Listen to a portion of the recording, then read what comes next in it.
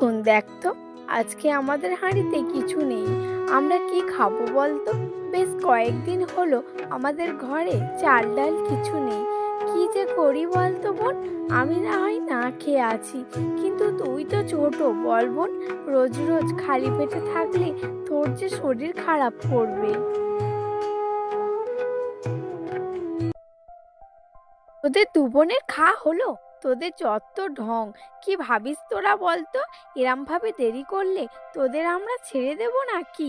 ঘরের কাজ তো একটাও করিসনি, আর এখন শুধু দেরি করছিস, তাই তো, যাতে না ঘরের কাজ করতে হয়। না মা, তুমি আমাদের ভুল বুঝছো। আমরা ইচ্ছা করে দেরি করিনি। তুমি তো সব ভাত খেয়ে আমাদের জন্য কিছুই রাখোনি। এখন আমরা কি করব? আমরাও তো মানুষ নাকি? আমাদেরও তো খিদে পায় নাকি?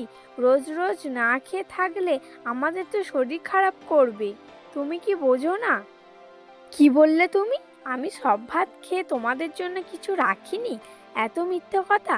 দাঁড়া, তোদের আজকে বাবা আসুক, আমি তোদের বাবাকে সব বলে দেব আমার নামে মিথ্যা কথা বলা। এ কি মা, বোন তো ঠিকই বলেছে। তুমি তো আমাদের নামে মিথ্যে কথাই বলো বাবার কাছে। এটা আবার নতুন কি? আজ না হয় আরো একবার বলবে মিথ্যা কথা, আমাদের নয় দুটো বকাই শোনাবে বাবার থেকে। আর কি হবে, তাই? এই রকম ভাবে কিছুক্ষণ কাটার পর সাথী আর পূজা দুজনে জঙ্গলে কাঠ কাটতে যায়।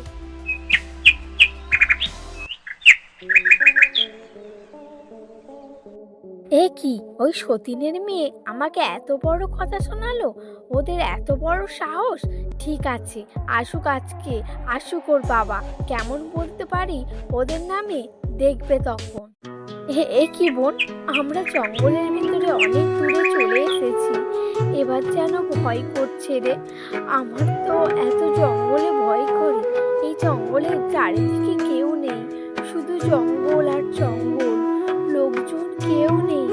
আমাদের যদি কোনো ক্ষতি হয়, কেউ দেখতেও আসবে না বল। তুই চুপ কর তো দিদি, তুই আবার মরার ভয় পাস? আমাদের যা হোক হবে, এরম ভাবে বেঁচে থাকার থেকে আমাদের মরে যাওয়াই ভালো। এই দিদি, আমার না খুব জোরে খিদে পাচ্ছে রে।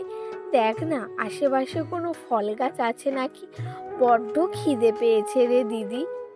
ছোট, ছোট, তোমার কি হয়েছে? তুমি মন খারাপ করে এখানে বসে আছো কেন?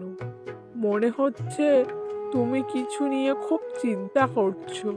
হ্যাঁ হ্যাঁ, আবার চিন্তা করব না?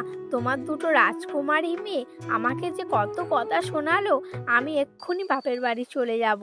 রোজ রোজ ওরা আমাকে কত কথা শোনায়, আমি নাকি ওদের ভাগের ভাত সব খেয়ে নিই। ওরা নাকি খালি পেটে থাকে আমার জন্য। ওদের নাকি ভালো করে খাওয়া হয় না। ওই সব মিথ্যা কথা বলে আমাকে অনেক কথা শুনিয়েছে।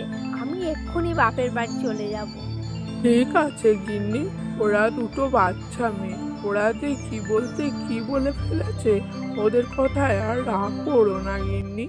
হ্যাঁ, ওরা আসুক, আমি ওদের বকে দেব, আর তোমাকে ওরা কোনো কথা বলবে না।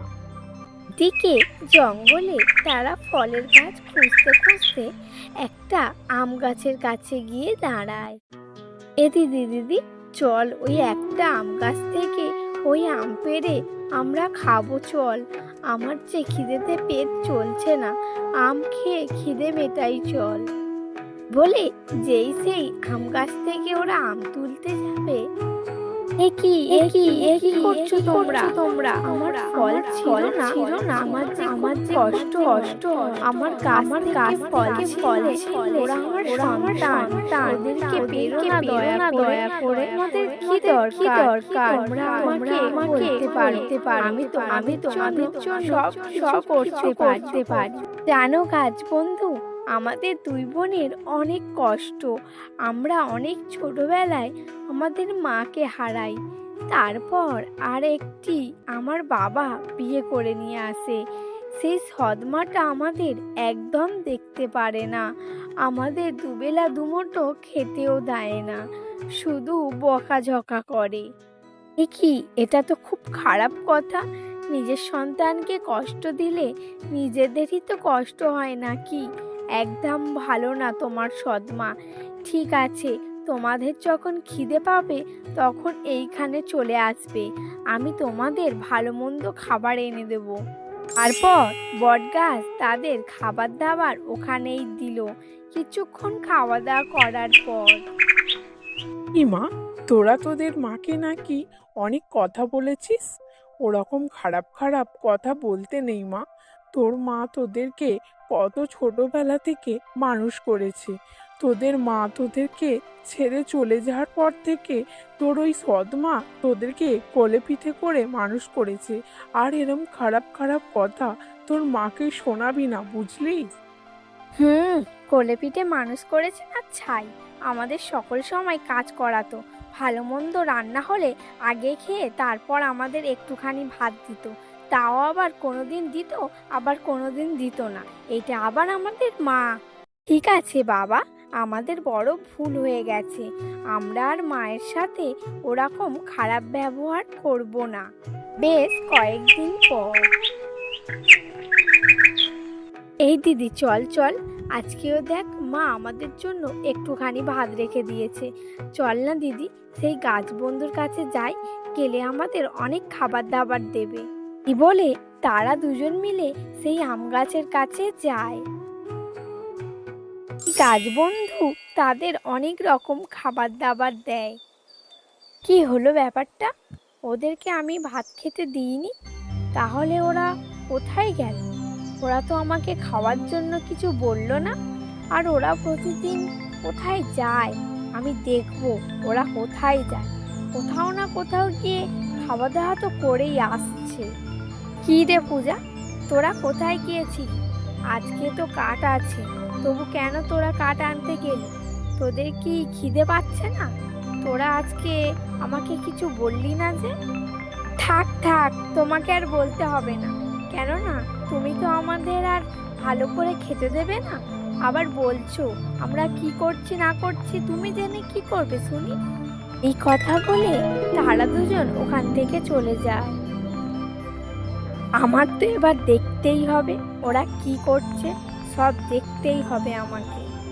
এই বলে আবার পূজা আর সাথী দুজন যখন সেই আম গাছের কাছে যায়, এ কি, ওরা এটা কি করছে? গাছ আবার কথা বলে নাকি? এটা আবার কি, গাছটা ওদেরকে ভালো মন্দ খাবার দিচ্ছে? না, এটা তো মনে হচ্ছে জাদুর গাছ। আমাকে তো এরপর আসতে হবেই এখানে, আমার চাই ওই গাছটা চাই। তারপর পূজা আর সাথী ওখান থেকে চলে যায়। এ কি গাছ, তুমি হলে জাদুর গাছ, আজকে তোমার দিন শেষ। আমি তোমার ফল আর গাছ নিয়ে যাব, আর বিক্রি করে অনেক টাকা পাবো। বড্ড আমার সতীনের মেয়েদের খাবার দাবার দেয়া, তাই না? এ কি লোভী মহিলা, তুমি হচ্ছে একটা লোভী মহিলা। তোমার মানুষ হিসাবে পৃথিবীতে থাকাই উচিত নয়। আজকের পর থেকে তোমাকে আমি ছাগল করে দিচ্ছি। তুমি আজকের পরে আর কোনোদিন লোভ করতে পারবে না। তোমাকে সেই আম গাছটি ছাগল বানিয়ে দেয়। এবার বুঝতে পারলে তো বেশি লোভ করলে কি হয়?